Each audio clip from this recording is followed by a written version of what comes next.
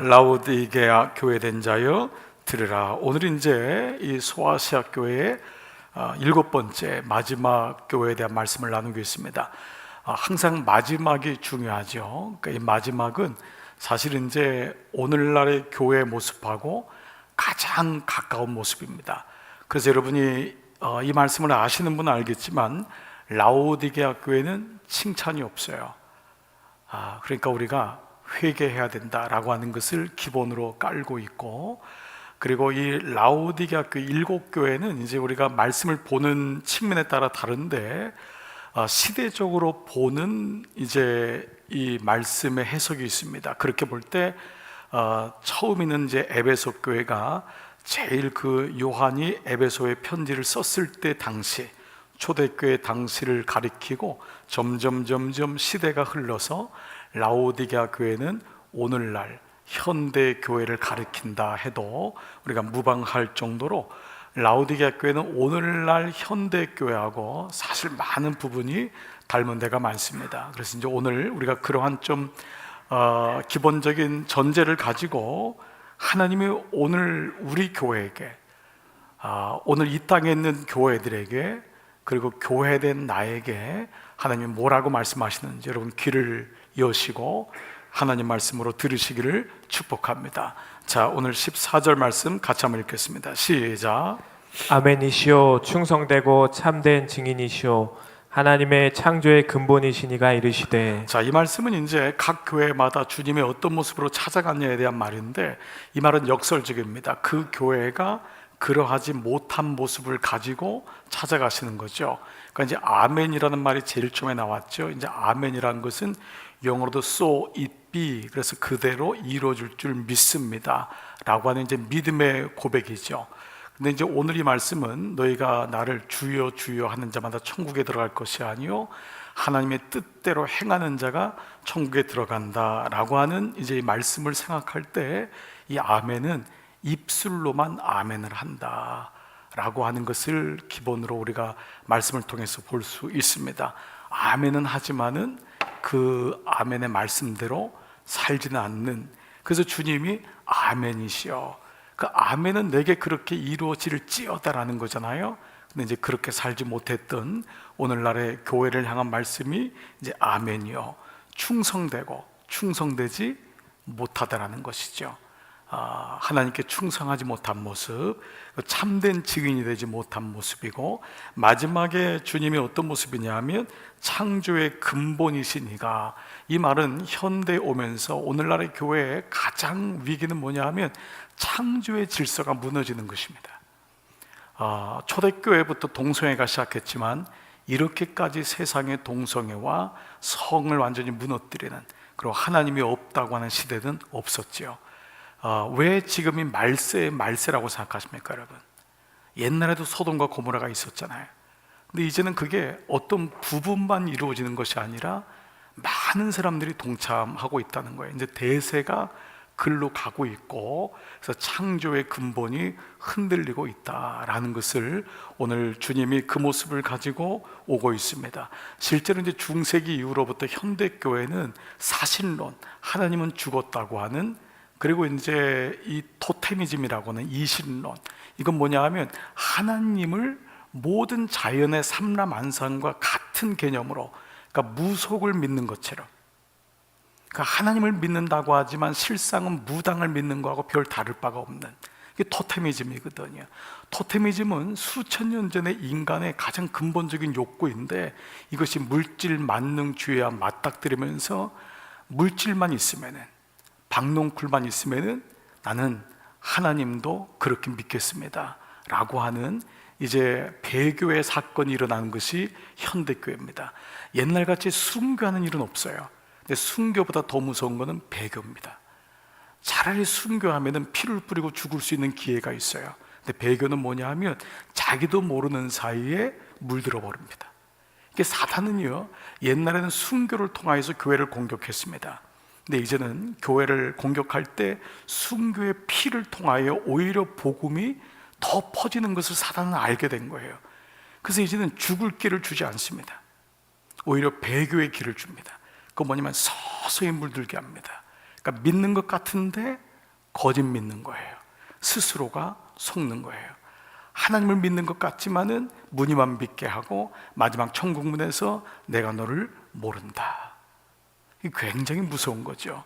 그러므로 정신 바짝 차리고 믿지 않으면은, 교회만 나오면은, 믿는 줄 알면은, 내가 주의를 한다고 하지만 내 의의가 드러나고 결국 그 안에 머물게 되면은 우리는 천국문 앞에 갔을 때 땅을 치고 통곡하는, 그 주여 주여 하는 자마다 천국에 들어가는 것이 아니요, 하나님의 뜻대로 하나님의 마음에 맞게끔 믿어야지만이 된다라고 하는 것이 이 라오디게아 마지막 교회를 주시는 아주 준엄한 주님의 교훈이라 할 수 있습니다.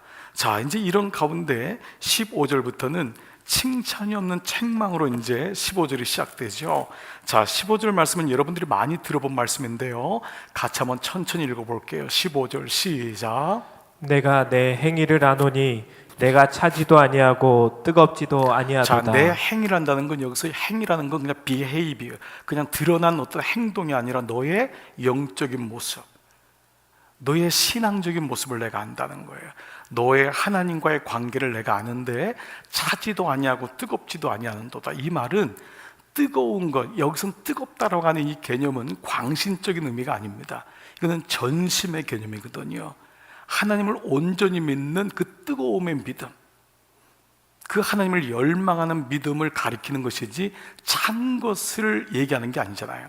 차지도 뜨겁지도 않다고 해서 그래 차라리 난 차가운 곳으로 가겠다, 그런 의도가 아니라 너의 믿음이 뜨거워야 되는데, 전심으로 믿어야 되는데 그러하지 못하니 차라리 안 믿으면 돌아올 텐데, 차라리 예수님을 모르면 모른다 싶어서 배울 텐데, 오랫동안 교회는 와 있기 때문에 모른다고 얘기도 못하고, 그렇다고 아는 것도 아니고, 그래서 이것은 뭐죠? 중간다리, 회색지대에 있는 모습이 바로 차지도 뜨겁지도 않다. 여러분, 이 모습에 대한 설명을 얘기하는 거죠. 자, 그러면 그 다음 구절이요, 내가 시작. 내가 이같이 미지근하여 뜨겁지도 아니하고 차지도 아니하니 내 입에서 너를 토하여 버리리라. 자, 여기서 이제 미지근하다, 뜨겁지도 않고 차지도 않다라는 거잖아요. 근데 모든 소아시아 교회들은 그 지역과 해당되는 어떤 그 지역의 풍토, 그 지역의 역사와 관련해서 얘기를 하죠. 흰 옷을 입는다든지 아니면 너에게 돌을 준다든지, 이런 부분들이 그 당시의 문화, 극장에 들어갈 때 돌을 주고, 그리고 그 당시에 흰 옷을 입은 사람들, 이런 어떤 그 당시의 문화를 가지고 요한은 썼기 때문에 이 말씀을 듣는 사람은 이게 라오디게아 교회를 향한 말씀이라는 것을 금방 알 수가 있었습니다. 자, 먼저 라오디게아 한번 지도를 보겠습니다. 자, 우리가 첫 번째, 이 지도가 이제 마지막입니다. 자, 밤모섬에서 요한이 이 소아시아를 보면서 첫 번째 자기가 있었던, 마리아를 모시고 살았던 에베소에게 첫 번째 편지를 쓰면서 올라갔죠. 서모나로, 보가모로, 두아디아로, 사데로, 빌라델피아로, 라오디게아, 마지막으로 온 곳입니다. 자, 근데 이 라오디게아는요, 그 당시 양털 무역이 상당히 발전을 했던 내륙 지역이라서요, 그래서 역시 양털이 많이 팔리고 고급 털이죠. 지금도 이 지역의 터키를 가면은, 가보신 분들은 알겠지만 비단들, 양톤들, 옷들, 굉장히 지금도 보면은 엄청난 직조 기술이 발전될 정도로, 그러니까 그 당시는 뭐 엄청난 돈들이 그 안에서 왔던 거예요. 옷감 장사, 또 당연히 돈이 오고 가니까 금융산업이 발달했겠죠. 근데 한 가지 이 라오디게 지역의 약점이 있습니다. 그 약점 뭐냐면 물이 없다는 거예요. 워낙 내륙 지역이라서 물이 없어요. 지금도 라오디게아 교회는 물이 없습니다. 그러면 물이 없는 라오디게아는 어떻게 하냐면, 북쪽에 있는 도시와 남쪽에 있는 도시, 북쪽으로 11km 떨어진 히에라볼리라고 하는 그곳에서 물을 끓는 거예요. 근데 히에라볼리는 온천수가 있습니다. 그리고 온천수에서 물을 다 끌어올 수가 없으니까, 물이 부족하니까 밑에서 올라오는 또 골로새 지역에서 물을 끌었는데, 골로새는 냉수만 있는 거예요. 그래서 지금 이 라오디게아는 온천수와 냉수가 중간에서 만나게 되는 거예요. 여러분, 제일 맛없는 사이다가 뭐죠? 미지근한 사이다입니다. 아예 먹지를 말아야 돼요. 그 먹었을 때 그 맹맹함, 그러니까 그 물맛이 미지근하여, 그러니까 그 미지근한데 얼마나 힘드냐면 이게 광탄수기 때문에 밑에서 올라오는 거기 때문에 역한 거예요. 그래서 어떻게 하죠? 오늘 다시 한번 15절 6절 한번 볼까요? 미지근하여. 한번 PPT 띄워줘 보시죠. 자든이 뜨겁게 하기를 이같이 미지근하여. 이것이 바로 라오디게아 교회를 향한 편지라는 것을 당시 사람들은 알았을 거예요. 그래서 내 입에서 너를 토하여 버리리라. 그물을 뜨거운 걸 먹든지 찬 걸 먹어야 되는데 그물이 섞여져 버리니까 결국 미지근하니까 토해져요. 역겨운. 근데 이 모습을 지금 라오디게아 교회를 향해서 말씀하고 있습니다. 자, 왜 그러냐? 뭐라고 했죠? 내가 말하기를, 너가 스스로 말하기를 나는 부자라. 부여하여 부족한 것이 없다. 스스로. 라오디게아 교회는 금융이 양털이 있었으니까 얼마나 부자예요. 근데 스스로 뭐라, 나는 부자야, 나는 이만하면 됐어 라고 하는데 주님이 뭐라 그래요? 내 공고한 것과 가련한 것과 가난한 것과 눈먼 것과 마지막에 벌거벗은 것을 알지 못하는도다. 이게 오늘날의 교회라는 거예요. 오늘날의 교회는 지난 초대교회부터 교회 역사상에서 가장 부유한 교회입니다. 가장 건물이 화려하고 가장 사람들이 근대적이고 먹고 살만하고, 우리나라만 해도 불과 30년 40년 전에는 먹고 사는 게 늘 문제였어요. 어려웠습니다. 우리나라가 1988년도 88 올림픽 가기 전까지 중국보다 잘 살지 못했어요. 못 살았다는 거예요. 중국보다 역사적으로 잘 산 기점이 서울 올림픽이라는 것입니다. 그때 전까지는 늘 중국에 기대어 살았습니다. 그러니까 먹는 문제를 해결하지 못한 나라도 우리나라였던 것입니다. 그런데 스스로 이제는 부하게 된 거예요. 오늘날의 모든 현대교회들이 그렇게 된 거죠. 자, 그러면 이 같은 맥락에서 한번 본다는 거예요. 늘 라오디게아 사람들은 이런 면에서 그 지역적으로 환경을 타서 그런지 미온적인 거예요. 뜨겁지도 않고 차지도 않고. 혹시 여러분 중에 여러분 스스로가, 목사님이 제 모습입니다, 제가 옛날에 좀 뜨거웠는데 지금 보니까 뜨겁지도 않은 것 같고, 그렇다고 교회를 나가는 거 차가운 것도 아니고, 차라리 나가면은 탕자 가서 돌아올 텐데 이 큰아들의 모습은 뜨겁지도 않고 차지도 않은 거예요. 그러니까 아버지의 뜻을 모르고 사는, 그러니까 탕자의 비유의 초점은 사실 둘째 아들이 아니라 첫째 아들인 거 여러분 아시죠? 유대인들 나가면 차라리 돌아오는 거예요. 차라리 애매한 거예요. 그러니까 오늘 이 모습을 한번 보면서 미온적인 모습을 보이는 거예요. 이게 왜 이제 교회적으로 중요하냐? 그 미국의 풀러 신학교에 이 교회학 교수인데 맥가브란이라고 하는 교수가 있습니다. 아주 탁월한 이 교회학자인데요. 이분이 모든 교회마다 거의 개척교회든 1000명이든 10,000명이든 존재하는 공식이 있다는 거예요. 그 공식이 뭐냐? 10대 80대 10, 이 이론이에요. 이 이론이 대부분 이 이론에 들어간다는 거예요. 그래서 아무리 힘든 교회 가도 10대 80대 10이 존재하고, 아무리 부흥하는 교회 가도 10과 80대 10이 존재한다는 거예요. 그러면 10이 뭘까요? 10이 남아있는 사람이에요. 10이 남아있는 사람, 하나님께 붙어있는 사람, 하나님 없이는 살 수 없다고 고백하는 사람, 아무리 힘들어도 새벽자단을 지키고 기도의 자리를 지키는 사람, 믿음을 지키는 사람이 열에 한 명은 있다는 거예요. 그래서 보통 새벽 기도를 그 교회의 11조 교인이라고 합니다.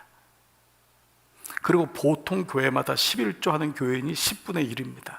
많은 것 같지요? 그렇지 않습니다. 대부분 11조, 온전한 11조를 하지 않습니다. 온전한 11조도 하는 집이 교회마다 10분의 1이에요.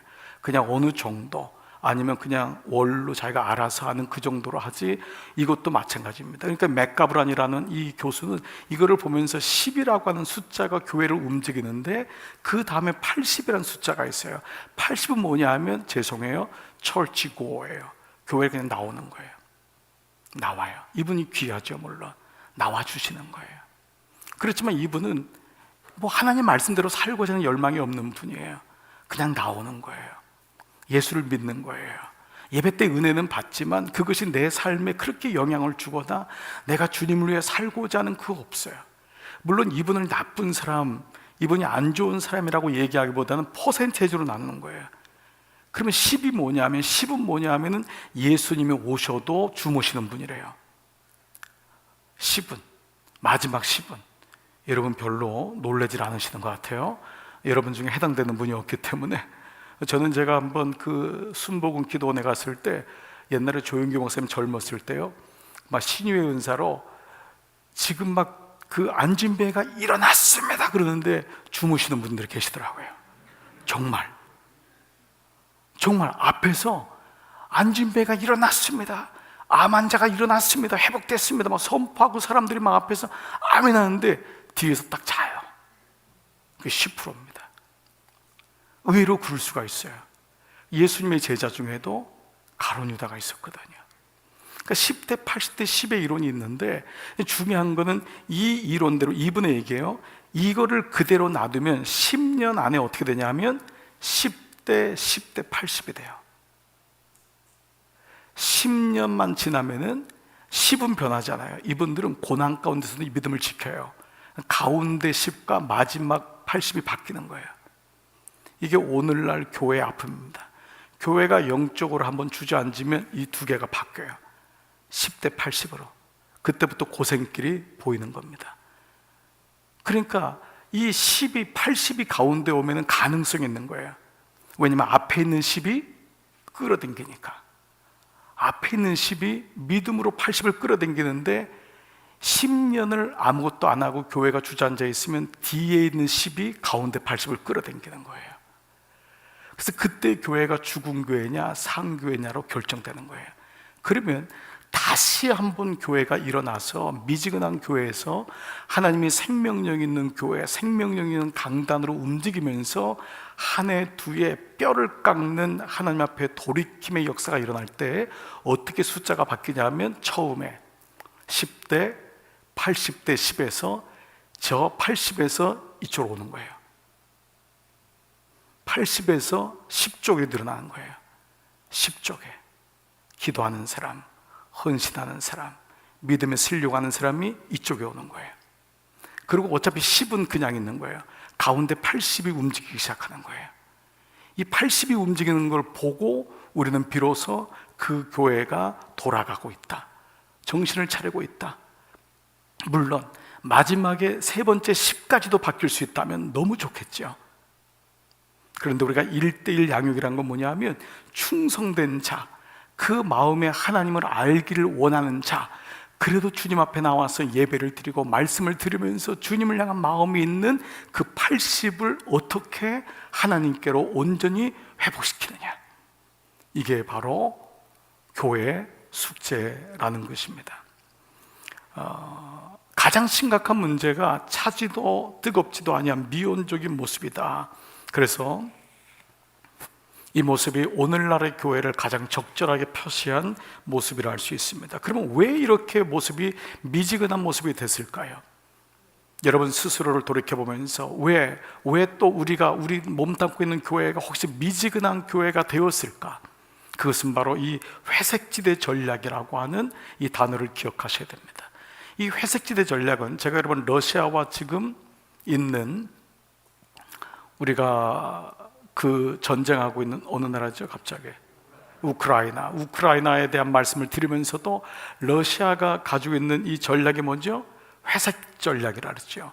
그래서 그 민족에게 러시아가 무기를 대주고 동족끼리 싸우게 하는 것입니다. 많은 교회는요, 이단하고 싸우는 게 아닙니다. 많은 교회가 적끼리 싸우는 게 아니에요. 교인끼리 치고받습니다. 목사와 목사끼리, 장로와 장로끼리, 권사와 권사끼리. 우리가 대단히 위험한데 이거를 못 보는 거예요. 왜요? 그 안에 있으니까. 뜨거운 믿음, 하나님을 향한 결단적인 믿음이 없으니까 미지근해지니까 뭐죠? 사람만 남는 거예요. 뜨겁다는 건 뭐예요? 복음의 푯대가 있어서 복음이 내 삶에 들어와야 되는데, 복음이 말씀이 없으면 사람만 보이는 거예요. 그때부터 교회는 회색제드 전략에 걸립니다. 그 안에 머물러지는 거예요. 사단이 가장 잘 쓴 게 바로 이겁니다. 그래서 여기 걸리는 교회는 여차없이 미지근해집니다. 마지막 주님이 보시기엔 역겨워서 토해낸다라는 것입니다. 미국과 카나다 사이에 가장 큰 폭포가 있습니다. 바로 나이아가라 폭포입니다. 여러분 가보신 분도 있고 영화에서 보신 분도 있어요. 그래서 여기에 젊어지고 싶은 분들이 여기를 많이 갑니다. 이거를 나이야 가라라고 생각합니다. 나이야 가라가 아니라 나이아 가라입니다. 여하튼 간에 거기 가면 젊어진다고 생각해서 그런데 이 나이야 가라 폭포를 관람하는 방법이 세 가지입니다. 한 가지는 이 절벽에서 카나다에서 보든 미국에서 보든 멀리서 보는 거 하나만으로도 장관입니다. 한 100m 봐도 물이 튀길 정도로 수증기가 꽉 찹니다. 그야말로 장관이야. 거기서 막 셔터를 누르는 사람 많습니다. 이야 멋있다. 근데 그거 가지고 나이아가라를 봤다고 하는 사람은 없습니다. 그건 지나가는 길에도 보여요. 워낙 장관이기 때문에. 그러나 그것도 관람 중에 하나입니다. 두 번째 관람 뭐냐 하면 그 나이아가라 근처에 바로 공원이 있습니다. 그 공원에 가면 물이 튀길 정도입니다. 그러니까 아주 가까이서 보는 것입니다. 바로 근접해서 보는 것입니다. 두 번째입니다. 그건 또 생생합니다. 그래서 나이아가라 가가지고 거기에 기념품도 삽니다. 그 공원에 기념품 파는 데가 있습니다. 들어서 기념품도 사고 내가 여기 왔다라고 하는 사인을 갖고 돌아갑니다. 그러나 세 번째가 있습니다. 보트를 타고 우비를 입고 나이아가라 밑으로 들어가는 것입니다. 동굴로 들어가는 거예요. 그 안에 들어가요. 사람들이 깜짝 놀랍니다. 저거 들어가면 어떡하나? 안전하게 들어갑니다. 그러면 폭포를 다 맞습니다. 그 안에 무지개도 봅니다. 그 안에 동굴도 봅니다. 직접 손에 물을 만져봅니다. 이 세 번째가 제대로 본 거죠. 예수를 믿는 것도 마찬가지입니다. 교회 생활하는 것도 마찬가지입니다. 멀리서 보면은요 다 보이는 것 같아요. 어느 어머니가 며느리를 데리고 교회에 모처럼 데려왔습니다. 근데 며느리가 예배를 드리고 가면서 얘기하는 거예요. 목사님 설교가 어때요? 보니까 좋은 사람도 있어요. 찬양대 별로 은혜가 안 됐어요. 왜 이렇게 안내위원들이 뻣뻣해요? 왜 이렇게 교회가 더워요? 별난 걸 다 본 거예요. 그때 어머니가 뭐라고 합니까? 얘야, 나는 50년 다녀도 예수밖에 안 보이는데 너는 1시간 동안 참 많은 걸 봤구나. 나는 50년 다녀도 예수님밖에 안 보이는데 너는 1시간 동안 참 많은 걸 봤구나. 오늘날 우리가 많은 걸 본다고 하는 것이 많은 걸 아는 것으로 착각합니다. 내가 예수를 잘 믿는다고 생각합니다. 제일 어려운 사람이 미션 스쿨 다닌 사람이 복음을 영접하기가 어렵습니다. 어린 시절에 채플에 앉아서 졸았던 것을 자기가 믿음 생활한 것으로 착각합니다. 어린 시절에 모태 신앙한 사람이 착각합니다. 내가 아버지 어머니 밑에서 다 아는데 알기는 뭘 합니까? 성령을 맛보아할지어다. 맛보아할지어다. 직분을 가졌다고 교회를 아는 것도 아닙니다. 근처에서 어느 정도 직분도 갖고 목사도 알고 이렇게 돌아가는구나 알고 사역도 동참합니다. 그러나 그걸로 예수님을 안다고 할 수 없습니다. 예수님을 맛보아 알지어다. 내가 있으면 경험해야 돼요. 만나야 돼요. 그래야지 끝까지 견딥니다. 왜 중간에 그만두는 줄 아십니까? 관람했기 때문에. 어느 정도 직분 가지고 근처에 가봤기 때문에 지방의 일도 하고 선교의 일도 하고 다 알아요. 돌아가는 거 빤히 알아요. 그런데 그걸 가지고는 지킬 수가 없는 거예요. 여러분 주님을 만나기를 주의 이름으로 축복합니다. 가까이 가서 내가 만지고 그래야지 시험을 이길 수 있는 거예요. 여러분 예수 믿는 게 만만한 게 아닙니다. 회색지대를 만드는 마귀의 작전을 어떻게 이길 거예요? 시험에 안 오는 게 아닙니다. 여러분 예수 믿으면 여러분 예수 믿는 건 유토피아가 아니에요. 목사 안수 받는 건 유토피아가 아니에요. 제가 지난주에 우리 정 목사님 우리 스톨 걸어주면서 그랬잖아요. 일부 예배 때는 좀 찡해가지고요 눈물이 나더라고요. 이 사람이 지금 걸어갈 길이 눈에 보이는 거예요. 안수받고 유토피아가 아닙니다. 막 설교만 하면 끝나는 게 아닙니다. 그만두고 싶은 생각이 하루에도 굴뚝같이 올라올 때가 많습니다. 내가 뭐 아쉬워서 목사를 하나? 그걸 견뎌내야 돼요. 한 가지 이유입니다. 예수님 만나야 되거든요. 예수님 만나야지만 그걸 견디는 거예요. 그렇지 않으면 견딜 수가 없습니다. 성도도 마찬가지입니다. 목사만입니까? 우리 모두가 마찬가지입니다. 오늘 이 라오디게아 교회는 미지근한 거예요. 어느 날 예수님 만난 그 기억이 추억으로 바뀌어버린 거예요. 그 간증이 시들해져 버린 거예요. 그래서 오늘 라오디게아 교회를 향해 주님은 내가 토해버리겠다 라고 말씀하고 있습니다. 자, 그렇다면 너가 차지도 아니하고 뜨겁지도 아니한다, 이 말은 아까 말씀드린 대로 차다는 쪽으로 얘기를 하면 안 됩니다. 이거를 주님이 말하는 것이 아니라 비교를 얘기한 거잖아요. 뜨거우란 말입니다. 뜨겁다는 말은 뭘까요? 우리는 잘못 이해합니다. 어떤 분은요, 왜 이렇게 잘 예수님을 안 믿으려고 했어요? 뜨거워지는 게 무서워서요. 뜨거워지는 게 무서웠어요. 그래서 어떤 분은 아내에게도 이렇게 얘기합니다. 그냥 적당히 믿어. 너무 열심히 믿지 마. 정말 예수님 믿는다는 것을 이렇게밖에 표현이 안 되는가? 이것을 여러분 광신적으로 이해하는 분이 있습니다. 뜨거움이 없다면, 여러분 시에도 그게 있지 않습니까? 그 연탄 보러 함부로 말하지 마라, 함부로 차지 마라. 너는 한 번이라도 뜨거운 적이 있느냐? 연탄재 함부로 차지 마라. 별로 감동이 없나 봐요.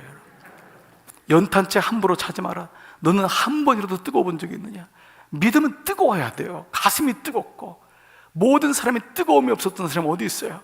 성령의 불이 들어오는데 그만 뜨거운 거예요. 그럼 뜨겁다는 건 광신적인 걸 의미하지 않습니다. 뜨겁다는 건 하나님 말씀을 가진 그 가슴은 뜨겁게, 그러나 머리는 차게. 요한웨슬리 목사님 말씀 아닙니까? 그 머리는 차갑기라는 거예요. 말씀의 묵상이 그 안에 있어서 뜨거움을 유지하되, 그는 말씀의 묵상함이 있어서 차갑게 분별하는 거예요. 마귀를 분별할 줄 아는 거예요. 예, 분명하게 가는 거예요. 인간적으로 끌려다니지 않는 거예요. 그는 하나님 말씀에 대한 냉철함이 있는 거예요. 지혜가 있는 거예요. 지식이 있는 거예요. 그것을 냉철함이라고 얘기하는 것입니다. 머리는 차게, 가슴은 뜨겁게. 그래서 여기서 말하는 뜨겁다는 건 광신이 아닙니다. PD수첩에 나오는 그런 모습이 여러분 올바른 모습이 아닙니다. 그런 모습이 뜨겁다는 게 아닙니다.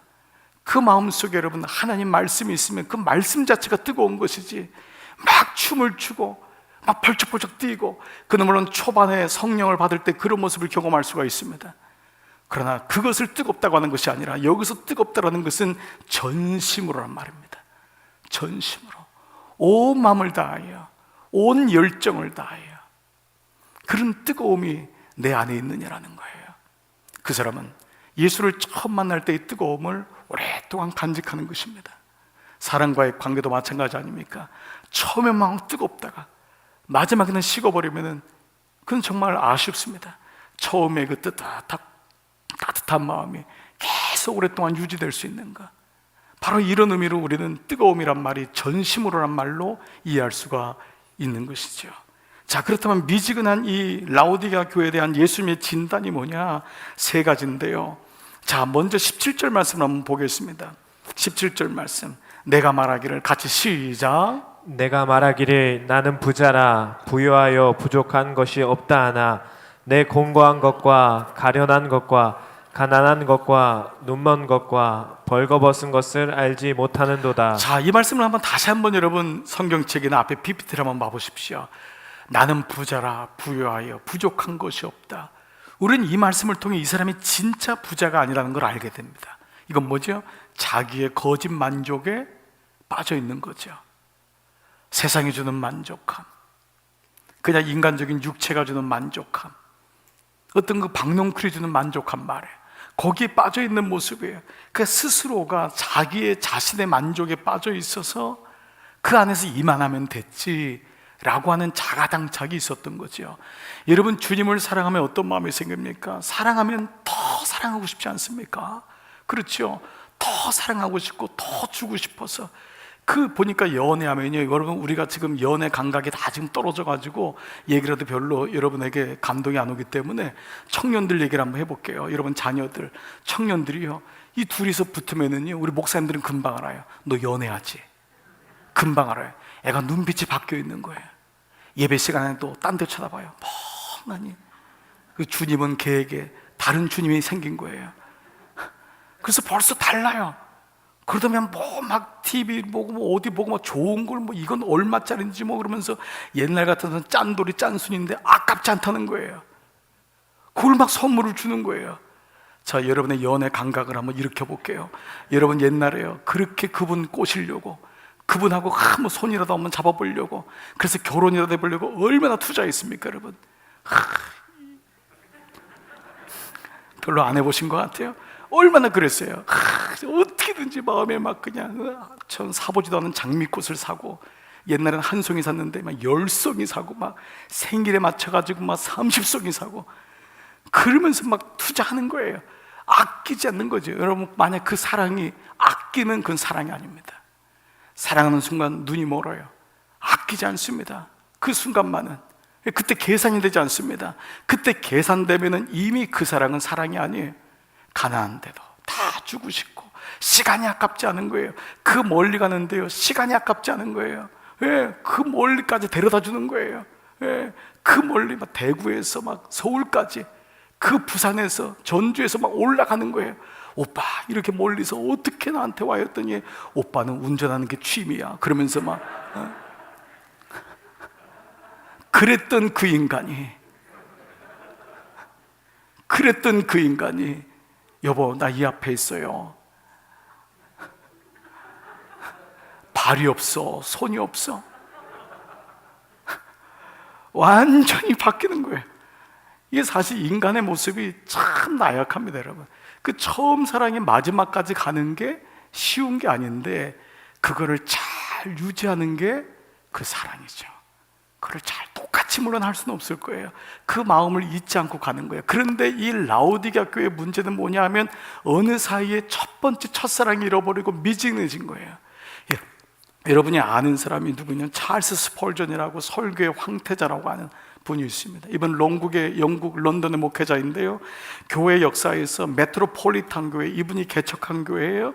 목회했던 교회인데 그 당시에 지구상에서 가장 큰 교회였어요. 근데 물론 우리가 생각하는 수만 명, 수십만 명은 아니에요. 1866년이니까 사실은 좀 오래된 시간이지만 그 당시 이 런던에서, 영국에서, 그리고 그 당시 미국과 영국을 합해서 가장 큰 교회인데 4,366명이었나 봐요. 왜냐하면 이분이 설교할 때 이 인원을 얘기했어요. 왜 영국에서 이 인원이 크냐 하면 그 당시 영국 교회는 교구로 됐기 때문에 자기 동네 외에는 다른 교회를 안 갔어요. 우리나라도 그랬죠. 동네 교회 보통 다녔어요. 그러다가 이제 근대화가 되고 차가 생기면서 다들 차를 다니고 오게 됐기 때문에 그 도시에서 모이는 교인이 4,366명이라는 건 엄청난 거예요. 그 마을에 있는 사람이 다 온다 해도 과언이 아닌 거예요. 자, 그랬던 교회 스펄전 목사님이 하루는 이런 설교를 했어요. 사랑하는 형제자매 여러분, 주님을 향해서 가슴이 뜨거운 사람 12명만 있다면, 이건 사실 요한 웨슬리 목사님도 이런 고백을 했잖아요. 이 삭막하고 고독한 환경 런던이 기쁨이 충만한 곳으로 바뀌어질 수 있을 것입니다. 그러나 우리가 이렇게 4,366명이 우리 교회에 등록되어 있다 할지라도 다 미지근한 신자라면 우리는 주님의 책망을 면할 길이 없을 것입니다. 그 다음 메시지예요. 무엇이 여러분의 믿음을 거기 머물게 하나요? 이미 그때도 부요함이 이 메트로폴리탄 교회 안에 왔던 거예요. 이미 그때도 이만하면 됐다고 하는 믿음이 왔던 거예요. 그래서 당신의 무엇이 여러분의 믿음을 거기에 머물게 하나요? 그리고 그 다음이 여러분에게는 무엇이 가장 큰 기쁨인가요? 이건 굉장히 직설적입니다. 영국에 있는 목사님들은 강해 설교하기 때문에 이런 내용은 안 해요. 이거는 스펄전 목사 같으니까 하는 거예요. 이건 굉장히 뼈를 때리는 거예요. 왜 당신이 미지근한 그 신앙에 머물러 있나요? 당시의 영국 목사들은요, 성공회 출신의 귀족 목사들이기 때문에 성경을 강의하고 어려운 단어들을 쓰는 것을 설교를 잘한다고 생각했어요.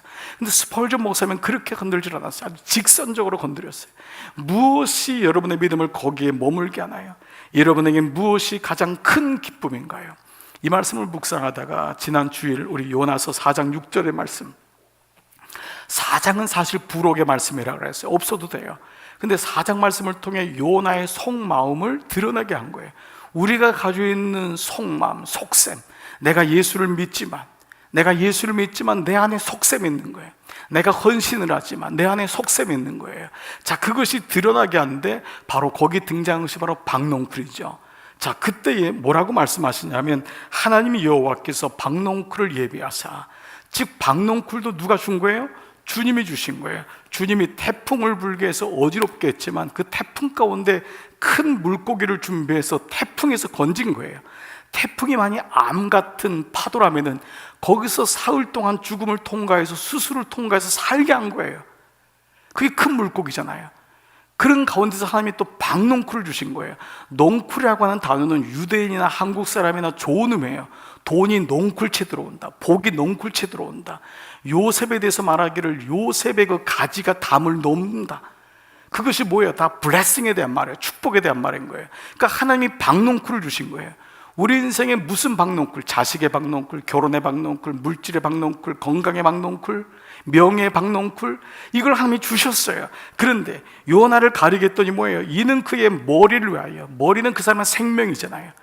그 머리를 위하여 그늘이 지게 하고 그의 괴로움을 면하게 한 거예요. 우리에게 이런 박농쿨의 축복이 있습니다. 그 축복이 오면 괴로움을 면하게 돼요. 우리를 쉬게 할 수 있어요. 편안해지게 할 수 있는 거예요. 그런데 그 다음 말씀이 중요해요. 요나가 박농쿨로 말미암아 다 같이요 크게 기뻐하였더니. 우리가 기뻐하지 않는 건 잘못된 거예요. 박농쿨이 올 때 기뻐해야 되는데 여기서의 문제는 뭐지요? 크게 기뻐했다는 거예요. 크게. 여기 영어 성에도 He was very happy. 요나는 행복했다는 표현을 별로 안 써요. 근데 박농쿨이 오자 매우 very happy. 그리고 세 번역에 보니까요, 박농쿨로 인하여 큰 행복을 느꼈다.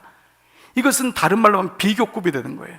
하나님보다도 이것이 더 크게 느껴진 거예요. 이걸 누가 줬다고요? 하나님이 주셨는데, 하나님이 예비하셨는데, 하나님보다 자식이 더 좋은 거예요. 여러분, 사실 솔직히 저는 젊은 가정을 향한 좀 마음에 좀 아쉬움이 있어요. 너무 자식들을 금쪽이 하고 살고 있어요. 하나님보다 더 커져 버렸어요. 제 마음에 근심이 있어요. 저거 하나님이 저 금쪽에 한번 건들면은 저건 믿음 견딜 거나, 저 은쪽에 하나 건들면은 저건 믿음 저거 건들 거나, 저거 어떡하나, 그런 근심이 있어요. 큰 기쁨이. 그래서 포인트가 뭐예요? 어떤 것에 내가 큰 기쁨을 누리고 있는지를 봐야 돼요. 그것이 주님이셔야 되고 우선순위가. 그리고 여러분이 주는 박농쿨이 잘못된 게 아니에요. 내가 좋은 집에 사는 거 잘못된 겁니까? 좋은 차를 타고 다니는 거 잘못된 겁니까? 여러분, 이것은 기독교를 잘못 이해하는 거예요. 그것은 하나님이 내게 후대하실 수 있는 거예요. 있을 수도 있고 없을 수도 있는 거예요. 여러분, 그것 가지고 누구 손가락질 이유 없어요. 누가 외제차 타고 다닌다고 이야 저 사람, 누가 좋은 집에 산다고 저 사람 말이야, 그럴 필요가 없어요. 여러분 인생에는 맞게끔 박농쿨이 있습니다. 그리고 우리가 못해도 우리 자녀가 또 그러한 또 블레싱을 받을 수도 있어요. 중요한 건 뭐냐 하면 그 박농쿨을 크게 기뻐했다는 거예요. 그 박농쿨이 하나님보다 커지는 거예요. 그런데 하나님은 인간적인 표현으로 인간의 성품을 쓴 거지만 질투하는 하나님이라는 그 jealousy God이라고 하는, 왜냐하면 그렇게 가면 하나님을 잊어버리기 때문에. 그래서 여러분 요나서 그 다음 7절에 뭐예요? 하나님이 벌레를 예배하사. 이 말씀이 묵상이 돼야 돼요. 박농쿨만 주신 게 아닙니다. 하나님이 벌레도 주세요. 벌레는 뭐 하죠? 박농쿨을 갉아먹는, 하루아침에. 그거를 주신 분도 주님이시지만 가져가는 분도 주님이시라는 걸 여러분 기억하셔야 돼요. 개업 예배만 드리면 안 돼요. 폐업 예배도 드리라니까요. 정말 한 집사님이, 제가 지난 3부 예배 때 그 말씀을 들었더니 한 젊은 집사님이, 목사님, 제가 목사님 모시고 개업 예배를 드렸는데 여차여차해서 잘 정리해서 가게를 문 닫았는데 그때 목사님 모시고 예배를 못 드린 게 회개가 됩니다. 깨닫게 하시니 감사합니다. 그때는 개업할 때 하나님 복 주세요, 하나님 이거 우리 일어나야 됩니다, 얼마나 간절했겠어요. 근데 돌아보니까 그 문을 닫을 때도 하나님이 주시는 건데, 여러분이 자녀가 좋은 대학 들어가서만 예배 드리는 게 아니에요. 떨어지면 왜 교회 안 나와요? 떨어져도 감사해야 되는 거예요. 좋은 직장 들어가야지만이 내 아들이 잘 된 게 아닙니다. 좋은 직장 미끄러지고 때로는 안 돼도 하나님께 감사한 거예요. 그러면 이건 뭐냐면 하나님이 주권돼야지만 그 마음속에 믿음을 잃지 않는 거예요. 어떠한 경우도 이걸 잊으면 안 돼요. 안 그러면 미지근한 신앙이 됩니다. 그건 내 인간성이 인성에 들어와 버리는 거예요. 내 본심이 들어와 버려서 하나님을 내 자리에서 몰아가는 것입니다. 이제 주님의 권면 세 가지를 한번 묵상해 보겠습니다. 18절 같이 한번 읽습니다. 시작. 내가 너를 권하노니 내게서 불로 연단한 금을 사서 부요하게 하고 흰 옷을 사서 입어 벌거벗은 수치를 보이지 않게 하고 안약을 사서 눈에 발라 보게 하라. 이미 여러분 세 가지를 보셨을 것입니다. 첫 번째 뭐지요? 불로 연단한 금을 사라. 예수님이 미지근한 교회 주시는 첫 번째 처방입니다. 우리 교회와 오늘 미지근해진 모든 교회, 현대교회, 어느 교회가 우리는 미지근하지 않습니다 라고 할 교회는 없어요. 우리 모두가 여기에 해당되는 것입니다. 우리 교회에게 주시는 첫 번째 교훈이 뭐냐? 우리에게 주시는 교훈이 뭐냐? 불로 연단한 금을 사라는 것입니다. 불로 연단한 금이라는 것은 뭐 시험과 고난을 통과하여 단련된 순수해진 믿음을 의미합니다. 그 정금이라고 합니다. 정금. 불로 단련한 금을 한마디로 말하면 정금. 욥기 23장 10절. 그가 나를 단련하신 후에 내가 정금같이 나오래. pure gold. 100% 금이 되는 거예요. 불순물이 불에 들어가니까 금이 아닌 것은 다 녹아지는 것입니다. 하나님이 우리를 미워해서 골탕 먹이려고 하는 것이 아닙니다. 여러분 삶에 시험이 오거나 고난이 오는 것은 이것도 견딜 수 있냐라고 받아들여야 돼요. 이걸 통과하셔야 돼요. 그 불로 연단한 정금, 순수한 믿음을 유지하라는 거예요. 하나님만 바라보는, 하나님을 의지하는 믿음, 이게 순수한 피오한 믿음입니다. 라오디가 교회는 자기도 모르게 미지근해진 거예요. 그건 뭐냐? 불순물이 들어온 거예요. 불순물이 들어오니까 미지근해진 것입니다. 하나님만 바라보는 순수한 믿음, 순결한 믿음이 필요해요. 믿음이라는 건 교회 안에 공동체 속에 있기 때문에 때로는 사람과의 관계도 필요하고 이게 제일 어려워요. 그러나 사람 때문에 구원을 놓칠 수는 없어요. 교회라고 하는 공동체, 교회를 통해 주신 축복을 볼 때 나는 사람 때문에 교회를 안 가, 이것은 여러분 밥을 그 사람을 의심해서 난 식당에서 밥을 못 먹어랑 똑같습니다. 교회라는 공동체를 통해 주님이 축복을 하셨는데 그 교회 사람 때문에 나는 시험에 들어서 교회 안 들어가 라고 하는 것은 하나는 맞는 것 같지만 본질은 틀리는 것입니다. 나는 사람을 믿어서 결혼을 못해, 나는 애를 낳았자 애가 다 왼수가 됐기 때문에 애를 안 낳을 거야, 이건 말이 안 되는 것입니다. 똑같습니다. 오늘 우리가 살면서 순수한 믿음을 유지하는 게 내 숙제입니다. 그 가운데서도, 그 믿음 가운데서도, 사람 가운데서도 우리는 정치하는 존재이지만 정치적은 되지 말라는 말이 있습니다. 사람은 릴레이션십 속에 살기 때문에 정치하는 존재가 될 수밖에 없어요. 특별히 한국처럼 이렇게 사람들이 모여 살고 마을 속에 있고 다닥다닥 붙어 있을 때는 정치적이 안 될 수가 없는 거예요. 정치하는 존재인 거예요. 사람은 태어나자마자 어린애는 아빠를 좋아해, 엄마를 좋아해, 정치를 배웁니다. 누구를 선택해야 되는 거예요. 어떤 친구를 집에 데려가 될지 선택해야 되는 거예요. 그러나 정치적이 되면 안 돼요. 정치를 잘해야 돼요.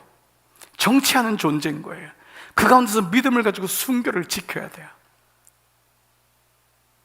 이것이 오늘날 사회 속에서, 교회 안에서, 공동체 속에서 여러분이 지켜야 될, 그 가운데서 내가 순수한 믿음을 갖는 거예요. 교회는 다 그래. 그리고 문을 닫으면 안 됩니다. 교회가 비록 이런 모습으로 됐을지라도 교회를 통해 주시는 하나님의 은혜가 있기 때문에 우리가 모이기를 힘쓰고 교회의 본질을 회복하려고 하는 애씀이 있는 거예요. 그렇기 때문에 오늘 불로 연단한 금을 사서 그렇게 순수한 믿음을 유지하고 그 순수한 믿음을 지키는 것에 마음을 써야 됩니다. 그런데 공통적인 게 있습니다. 여기 불로 연단한 금, 흰옷, 그리고 눈에 집어넣은 안약을 뭐라고 하죠? 사라고 합니다. 사라고 합니다. 하나님의 은혜는 값없이 주시는 것 아닌가요? 그런데 은혜를 내 것으로 하려면 그 값없이 주시는 은혜를 내가 값을 나도 치러야 됩니다. 이것은 또 하나의 사실은 역설입니다. 그 은혜가 값없이 오시지만 내가 그 은혜의 귀함을 알기 때문에 값을 치러야지만 이게 귀한 줄 압니다. 여러분, 귀하다고 하는 것을 당연시 여기면 귀한 걸 떠나갑니다. 귀한 것을 여기는 사람은 그것에서 값을 매기는 거예요. 아내가 늘 있기 때문에, 남편이 늘 있기 때문에 아무거나 주면 안 됩니다, 여러분. 늘 있기 때문에 귀한 겁니다. 귀할수록 잘해야 됩니다. 귀할수록 잘하고. 그런데 우리는 당연하게 생각합니다. 그러므로 사야 되는 거예요. 사라는 거예요. 믿음을 사라는 거예요. 믿음은 거저 주는 게 아닙니다. 거저 생기는 게 아니에요. 내가 믿음을 값을 치르고 사야 돼요. 훈련 받고 좁은 길을 걸어야 돼요. 교회에 나오기만 하면, 앉아 있으면 믿음이 저절로 자라는 게 절대 아닙니다. 믿음의 밭을 사야 되는 거예요. 그렇습니다. 예레미야에게 너가 이 밭을 사겠느냐? 사라는 거예요. 이 밭을 사야 되는 거예요.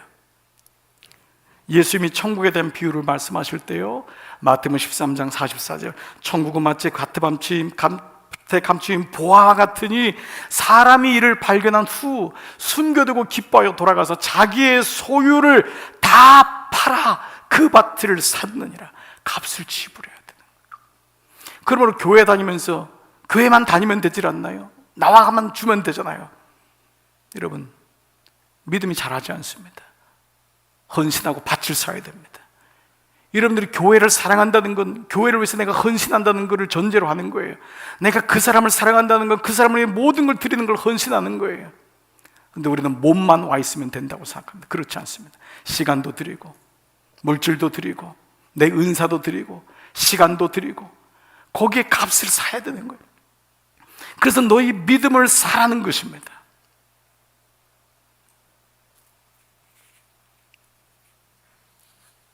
그럴 때 우리는 비로소 하나님의 나라를 살 수 있고 그리스도가 얼마나 존귀한 분인지를 알게 되기 때문에 내가 손에 붙잡고 있는 이거 가지고 살지 않는 것입니다. 두 번째는 뭐죠? 흰옷을 사라는 것입니다. 라오디게아 교회를 향해 주시는 두 번째 진단은, 치료제는 흰옷입니다. 주님께서 치료제로 흰옷을 입은 건 사대교회에는 더러운 옷을 입고 있어서 흰옷을 입으라 라고 말씀하셨죠. 이것을 흰옷을 입으라는 이유는 이 라오디게아 교회는 벌거벗고 있기 때문에, 사대교회는 더러운 옷을 입고 있기 때문에 흰옷을 입으라고 했는데 라오디게아 교회는 아예 벌거벗은 거예요. 더 수친 거예요. 옛날에 벌거벗은 임금님이라고 하는 이솝 우화 여러분 기억하시지 않습니까? 정작 자기는 모르는 거예요. 내가 벌거벗었는데. 주님이 그걸 말씀하는 것입니다. 말세가 되면은 이 흰옷에 대한 문제, 이게 더 심각해지는 것입니다. 벌거벗고 다니는 것입니다. 흰옷은 뭐죠? 여러분 계시록 9장 19장 8절에 흰옷을 뭐라고 했냐면, 계시록 19장 8절, 그에게 허락하사 깨끗하고 흰 세마포를 입게 하셨은즉 이 세마포는 성도들의 의라 그랬어요. 의는 뭐냐면 예수 그리스도를 의미하거든요. 성도들의 의, 그 이름을 주셨다는 거예요. 성도들의 의, 성도들이 righteousness, 내가 의롭다, 내가 이제부터 탕감되었다, 어떤 누구도 나를 정죄하지 못한다고 하는 성도의 의는 뭐냐면 깨끗하고 흰 세마포, 예수 그리스도의 보혈, 그 예수님으로 인한, 예수님이 옷 입혀주시는 것을 바로 흰옷이라고 말씀하고 있죠. 그래서 그 성도들의 의는 예수님의 이름이요, 예수님의 흔적이요, 성령과 동행하는 거예요. 그래서 오늘 라오디게아 교회의 이 모습 뭐예요? 너희가 벌거벗었다는 건 뭐죠? 그 옷조차도 입고 있지 않은 거예요. 그래서 에베소 말씀에 보면 전신 갑주를 입으라 그랬잖아요. 하나님이 영적 전신 갑주를 입으라. 마치 벌거벗은 채로 전쟁터에 나가는 것과 마찬가지라는 거예요. 백전백패라는 거예요. 자기는 예수의 이름으로 옷 입고 있는 줄 착각하는 거예요. 자기는 예수의 이름이 있는 줄 착각하는 거예요. 교회를 다니니까 성령님과 늘 동행하는 줄 착각하는 거예요. 성령님은요, 여러분 안에, 여러분이 주님을 영접할 때 성령님은 여러분 안에 들어가세요. 그래서 여러분이 주님을 그리스도라고 고백하게 하세요. 그런데 여러분보다 성령님은 절대 먼저 떠나질 않아요. 근데 문제는 뭐냐 하면, 성령님이 여러분 안에 계신데 여러분이 그분의 이름을 부르지도 않고 인정하지도 않고 찾지도 않으면 소멸되는 거예요. 소멸되는 건 있지만은 역사하지 않는 거예요. 안 계신 게 아닙니다. 이미 그리스도를 주로 고백한 모든 사람에게는 성령이 계신 거예요. 문제는 뭐냐 하면 성령이 그냥 있는 거예요. 역사하지 않는 거예요. 불러도 대답 없는 이름이에요. 소멸됐기 때문에. 계시지만은 성령은 절대 먼저 떠나질 않아요. 이미 한 번 구원의 비침을 얻은 자에게는 그에게 하나님의 은혜가 계속 있는 거예요. 이것이 하나님의 속성이에요. 우리가 하나님을 떠나지 않는 이상은 아버지는 아들을 떠나지 않아요. 근데 문제는 뭐냐 하면 내가 그분을 인정하지 않고 부르지 않고 동행하지 않고 그분과 그냥 살지 않으면 성령은 있지만은 없는 것으로 생각하고 내 스스로가 착각합니다. 아, 나는 성령이 안 계시구나. 그래서 스스로가 떠나버리는 거예요. 그렇기 때문에 오늘 나는 예수 그리스도의 옷을 입고 있느냐? 라오디게아 교회는 이 옷조차도 벗고 있는 거예요. 너는 흰 옷을 사서 입어라. 예수의 옷을 사서 입어야 된다. 너는 지금 무슨 옷을 입고 있냐 말이에요. 벌거벗은 채로 있도다. 수치라는 것입니다. 그래서 여러분, 예수님이 마태복음 7장 21절에 나더러 주여 주여 하는 자마다 천국에 들어갈 것이 아니요 다만 하늘에 계신 내 아버지의 뜻대로 행하는 자라야 들어가리라. 그날에 많은 사람이 나더러 이르되 주여 주여 우리가 주의 이름으로 선지자 노릇하여 주의 이름으로 귀신을 쫓아내며 주의 이름으로 많은 권능을 행치 아니하였나이까 하리니 그때 내가 저희에게 밝히 말하되 내가 너희를 도무지 알지 못하니 불법을 행하는 자들아 내게서 떠나가라. 이 불법이란 말이 아놈이란 말인데, 아놈이란 말은 뭐냐 하면 우선순위가 바뀐 거예요. 뭐냐 하면 역사는 이루는데 주님 자리에 내가 가 있고 내가 주님 자리에 가 있는 거예요. 그게 불법이란 단어입니다. 불법이라는 것은 법을 어긴 게 아니에요. 선지자인 거예요. 역사를 일으킨 거예요. 치유를 시킨 거예요. 사람마다 암을 고쳐준 거예요. 기적을 일으킨 거예요. 교회를 부흥시킨 거예요. 그런데 아놈의 현상이 일어난 거예요. 뭐죠? 자리가 바뀐 거예요. 내가 주님의 자리에 가고 주님이 내 자리에 들어와 있는 거예요. 그랬을 때 뭐라고 하죠? 주님이 내가 너를 도무지 알지 못한다. 두렵고 떨리는 말씀이 아닐 수가 없는 거예요. 그래서 이 긴장감, 영적인 거룩감과 긴장감을 유지하는 것이 라오디게아 교회입니다. 오늘 이 현대판의 라오디게아 교회 목사들은 얼마든지 이 자리에서 주님의 자리를 대신할 수 있어요. 우리 성도들도 마찬가지입니다. 얼마든지 내가 이 역사를 이뤘고 내가 이렇게 했다고 하는 것을 할 수 있어요. 그러나 그 순간 우리는 라오디게아 교인이 된다는 것을 잊으시면 안 돼요. 주님이 내가 너를 도무지 알지 못한다. 그러니까 이 땅에서 그렇게 주의 일을 한다고 했는데 주님 앞에 갔는데 주님이 누구냐? 라고 한다면 이것처럼 기가 막힌 게 어디 있겠습니까? 그러므로 현대 기독교에서 거짓 복음이 있어요. 믿기만 하면 구원받는다. 그 말 자체는 어폐가 없는 것 같지만 말씀드린 대로 믿고 회개해야지 구원받는다. 돌아서야지. 그 믿기만이라는 단어에는 회개하고라는 말, 즉 회개는 뭐예요? 값을 주고 밭을 사야 돼요. 사는 행위가 있는 거예요. 값을 치르는 행위가 있어야 되는 거예요. 그 과정이 있어야지만, 값을 치르는 과정이 있어야 돼. 뼈를 깎는 아픔, 하나님께로 돌아오는 그 아픔, 아무리 하나님이 내게 좋은 박농쿨을 줘도 그 박농쿨이 내게 큰 기쁨이 되지 않겠다고 하는 그 각오. 근데 오히려 그것이 큰 기쁨이 되지 않으니까 하나님이 그것을 건사하더라고요. 여러분, 이 비밀을 깨닫기를 축복합니다. 여러분이 그것에 기쁨이 되면 하나님도 놓치고 그것도 놓칩니다. 여러분의 지혜로는요, 박농쿨을 해결할, 유지할 지혜가 없어요. 근데 그거를 내가 할 수 있다고 생각해서 큰 기쁨으로 달려들다가 주님 잃고 박농쿨 잃은 사람이 너무도 많습니다. 근데 오히려 주님을 큰 기쁨으로 여기고 웬 후대하십니까? 은혜입니까? 주님이 사장 되십시오. 주님이 나의 회장 되십시오. 그런데 놀랍게도 박농쿨을 하나님이 주시는 것을 유지해가고 지킬 수 있어요. 이 은혜를 꼭 여러분 기억하셔야 됩니다. 건강도 마찬가지입니다. 여러분의 자식도 마찬가지입니다. 그러므로 모든 것이 주님의 손에 있음을 우리가 바라보면서 불법을 행하는 자요. 내가 언제 불법을 행했습니까? 이만큼 교회 짓고 이만큼 교회에서 헌신했는데 아노미, 질서가, 자리가 바뀌는 것, 이것을 가장 경계해야 됩니다. 세 번째는 안약을 사라는 것입니다. 예수님이 세 번째 주신 치료제는 안약이었습니다. 안약은 성령께서 우리의 양심의 눈, 마음, 특별히 영안을 열어주는 역사입니다. 주님 앞에 언저리에 있는 사람은, 주님의 성령을 아직 경험하지 못한 사람은 양심의 법이 작동합니다.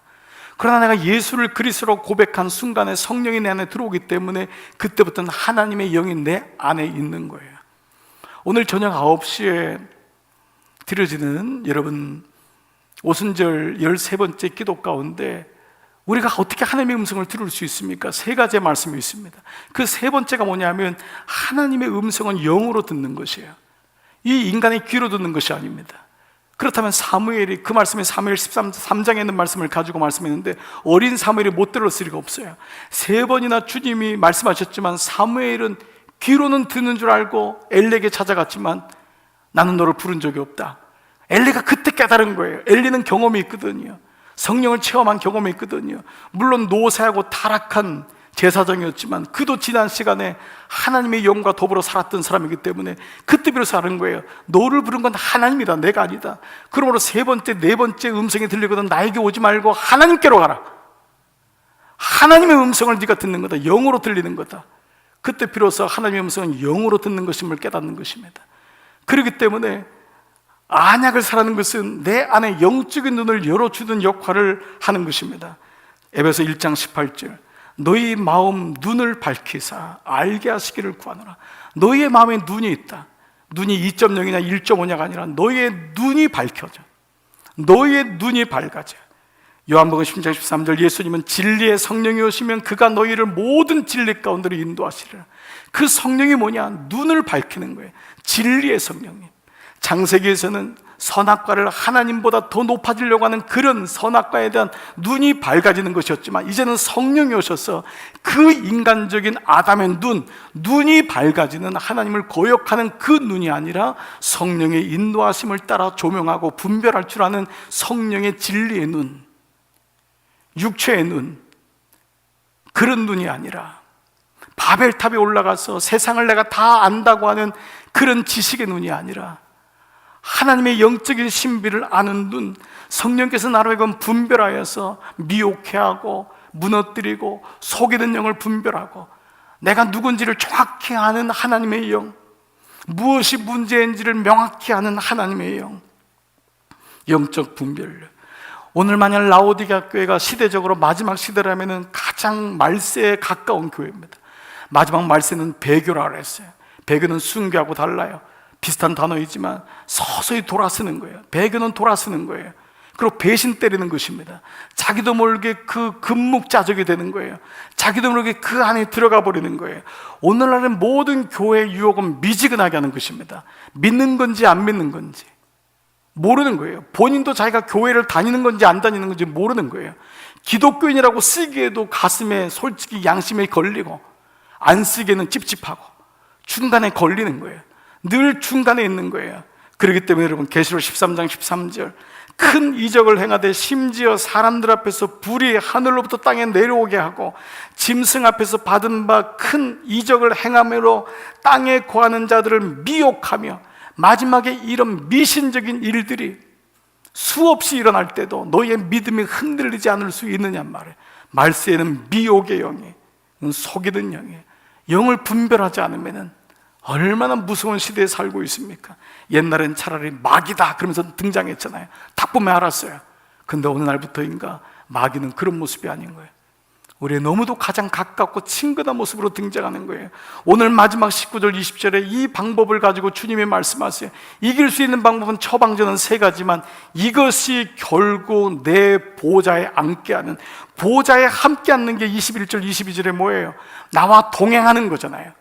성령님과 동행하는 것만이 마지막 시대에서 성령과의 삶을 살아야지만, 성령과 동행하는 삶을 살아야지만 이길 수 있다. 19절, 물은 내가 사랑하는 자를 책망하여 징계하노니 그러므로 내가 열심을 내라, 회개하라. 무엇이 문제냐면 미지근한 너희의 신앙, 주님과 동행하지 않았던 신앙을 회개하라는 거예요. 볼지어다 내가 문 밖에서 두드리더니, 이것이 여러분 계속 우리에게 요즘 말씀의 화두가 되지 않습니까? 주님 우리에게 두드리는 건 뭐죠? 다시예요. 기회를 주는 거예요. 여러분이 병에 걸렸습니까? 병든 것만 절망하지 말고 다시 기회를 주는 것을 생각해 보셔야 돼요. 병에 걸리는 건 다시예요. 여러분, 한 목사님이 암에 걸린 목사님이 간증문을 썼습니다. 그분이 암의 축복이 됐었어요. 그분이 암에 걸려나니까 이 암이야말로 얼마나 큰 축복인 줄 알았어요. 왜냐하면 미국에 있는 80%의 사람들이, 큰 그 정도 수치에 있는 사람들이 밤에 갑자기 죽습니다. 죽음 중엔 돌연사입니다. 갑자기 그래 쓰러졌어요. 유언 한 번 못하고 죽습니다. 가족들에게 따뜻하게 사랑한다 말도 못하고 죽습니다. 그래서 미국 사람들이 개를 기르는 이유 중에 하나가요, 개가 짖습니다. 그래서 방 안에서 개가 같이 있는 이유도 그 중에 하나입니다. 주인이 움직이지 않고 아침 돼서 일어나지 않으면 개가 짖어요. 그러면 이웃 사람이 찾아옵니다. 그리고 이 시계 속에다가 이 누르면은 금방 병원이나 자식들하고 연결돼 있어가지고 그 골든타임을 놓치지 않게 합니다. 아마 우리나라도 계속해서 이런 게 기술이 개발될 겁니다. 요즘 여러분 계속 심호흡, 이거 계속해서 이거 시키는 거 훈련받는 게 뭡니까? 길거리에 가다 쓰러지는 사람이 한두 명이 아니거든요. 그 사람의 그 심정지 됐을 때 그 3분 골든타임만 하면은 생명이 유지되는 건데 실제로 그렇게 많이 죽어요. 그래서 여러분, 요번에 우리 이 하나은행에 있는 그분, 지난번에 있는 그 뭐예요? 은행장이 아니고 뭐죠? 지점장. 그분도 하는 말이, 제가 은근히 물어봤더니 그 안 찾아가는 돈이 많죠? 그랬더니 목사님, 너무 많습니다. 너무 많습니다. 주인이 없는 돈이 너무 많은 거예요. 이런 빨리 자수하시기를 축복합니다. 너무 많은 거예요. 너무. 남편들이 아내 모르게, 아내들이 남편 모르게, 자식들이 갖다 놓고. 근데 어느 날 비명간에 사라져버린 거예요. 안 찾아가는 돈이 너무 많은 거예요. 은행에 여러분 돈 버는 이유가 뭔 줄 아세요? 이윤이 아닙니다. 안 찾아가는 돈이, 이게 인생이에요. 근데 여러분, 그런 가운데서 지금 이 뭐예요? 문을 두드렸다는 기회를 주는 거예요. 그분이 암이라는 것은요, 6개월, 1년 동안 가족들과 이별할 수 있는 시간, 만약에 그것이 죽음으로 가는 길이라면 그 시간 속에서도 하나님께 감사했다는 거예요. 자기 인생을 정리하고 다시. 왜냐하면 육은 암 걸려서 낫다고 또 암 걸리는 게 인생이거든요. 그 병에서 나도 또 그 병 걸리는 거예요. 어차피 인생은 주님 앞에 가는 것입니다. 그런데 그것을 다시라고 받아들인 사람은 다른 거예요. 암을 죽음이라고 해서 막 울고불고 난리가 난 사람이 있는가 하면 오히려 그것을 담담하게 받아들이면서 하나님이 나에게 다시 기회를 주는구나. 내가 그동안 먹을 것 먹지 말 것 내가 함부로 했구나. 내 몸 스트레스 주지 말아야 되는데 내 몸을 함부로 스트레스를 줬구나. 내가 그 사람을 두고 미워하지 말아야 되는데 마음속에 늘 미워하니까 내 몸속에 이 피가 이렇게 그냥 썩어지고 안 좋은 곳으로 가득 차버렸구나. 다시 기회를 주시는 거예요. 그래서 문을 두드려놓으니, 주님이 뭐라 책망, 문을 두드려놓으니 이걸 들을 수 있는 사람은 하나님의 자녀밖에 없는 거예요. 누가 두들기니까요? 하나님이 내가 문 밖에서 두드려놓으니 주님과 내 사이에 문이 있는 거예요. 문을 두드리는데 내 음성을 듣고 문을 열면은, 근데 이 문을 여는 건 누가 열어야 돼요? 내가 여는 거예요. 주님이 여는 게 아니에요. 그 문의 손잡이는 안쪽으로만 나와 있다고 하지 않습니까? 내 쪽으로만 나와 있는 거예요. 내가 믿음으로 결단하고 다시 한번 기회를 줄 때, 주님, 다시, again. 사단이 제일 싫어하는 단어가 again이에요. 다시. 주님, 이 교회를 다시 일으켜주세요. 모든 지난 2000년 동안 교회 역사의 모든 개혁은요, again이었어요. again. 다시 기초로 돌아가자. 다시 뜨거움으로 돌아가자. 다시. 이게 회개였던 거예요. 오늘도 마찬가지예요. 하나님이 다시 기회를 주는 거예요. 문을 두들길 때 그 음성을 듣고, 영의 음성을 듣고 내가 문을 다시 열면은 주님이 뭐예요? 그에게로 들어가서, 문을 열기만 하면 주님은 들어가는 거예요. 그래서 뭐지요? 그와 더불어 먹고 그는 나로 더불어 먹으리라. 그러므로 오늘 주님이 다시 기회를 줄 때, 우리 교회적으로도 마찬가지입니다. 교회적으로 다시 기회를 줄 때 이거를 깨닫는 자가 믿음의 자예요. 목사요, 장로요, 권사인 거예요. 기회를 줄 때, 우리 가정에 기회를 줄 때, 저에게도 마찬가지 아닙니까? 저는 이 기회를 놓치고 싶지 않아요. 하나님이 제 인생 속에 마지막 텀에 주시는 기회를, 여러분이 섬겼던 이 교회, 우리 교회에게 주시는, 내 인생에 주시는 이 기회를 놓치면 안 돼요. 왜냐하면 모든 영적인 사건에 원심력이 있거든요. 토한 것을 다시 먹어요. 이게 영적 원심력이에요. 토한 대로 가는 거예요. 개가 뱉은 걸 또 먹는 거예요. 이 영적 원심력이 모든 사람에게 등장합니다.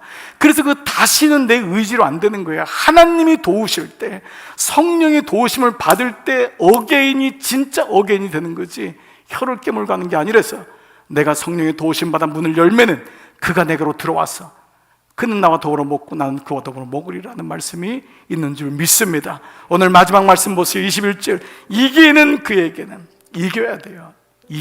버텨야 돼요. 고난이 와도 이겨야 돼요. 여러분, 지면은 여러분 손해예요. 여러분 손해예요. 시험 들면 여러분 손해예요. 제가 한 분이 시험 들어서 교회 안 나온다 그래서 안 됐다 그랬어요. 당신 손해다 그랬어요. 그걸 모르면 안 된다. 누구 때문에 손해, 누구 때문에 시험 들어서, 아니야, 당신이야. 당신 손해인 거야. 이겨야 돼요. 이 마귀의 전략을 봐야 돼요. 그렇지 않으면 늘 시험 들고 시험 주고 시험 받고, 내가 내 보좌에 함께 앉게 하여 주님과 동행하는 거예요. 이게 마지막 라오디게아 교회 주시는 하나님의 축복이에요. 여러분, 성령님과 늘 동행하기를 축복합니다. 성령님을 늘 요청하세요. 오늘도 내일도 걸으시면서 아침에, 토요일이니까 4월의 마지막 그날을 하나님께 걸으시면서 성령님, 저에게 이런 고민이 있어요. 내 마음에 이런 시험이 있어요. 내 마음에 참 아픔이 있어요. 자꾸 성령님과 얘기하세요. 그래야지만 문제가 해결돼요. 안 그러면 이 마음속에, 우리 마음은 본질적으로요, 정치적이에요. 우리 마음은 깨지는 쪽으로 가요. 부정적으로 가는 거예요. 그때마다 하나님 마음을 가지고 성령의 도우심을 받아야 돼요. 성령께 계속 구하시기 바랍니다. 우리 장로님들도 그러실 거예요. 권사님도 그러실 거예요. 저도 그래요. 교회를 위해서 기도할 때마다 성령님 어떻게 하면 좋아요. 중보기도를 들어갈 때마다 첫 번째 고백은 성령님 지혜를 주세요. 성령님 이럴 때는 어떻게 해야 되죠? 이럴 때는 어떻게 하면 좋죠? 이 아이는 어떻게 하면 좋죠? 늘 성령님과 대화하고 성령님을 초청하고 성령님과 함께하는 거예요. 그것이 바로 오늘 내 보좌에 함께 하여 주기를 내가 이기고 아버지 보좌에 함께 앉은 것 같이 하리라. 귀 있는 자는 성령이 교회들에게 하시는 말씀을 들을지어다. 오늘 이 말씀이 여러분 말씀 되어서 오늘 여러분 다시 한번 일어나시는 여러분 되시기를 축복합니다.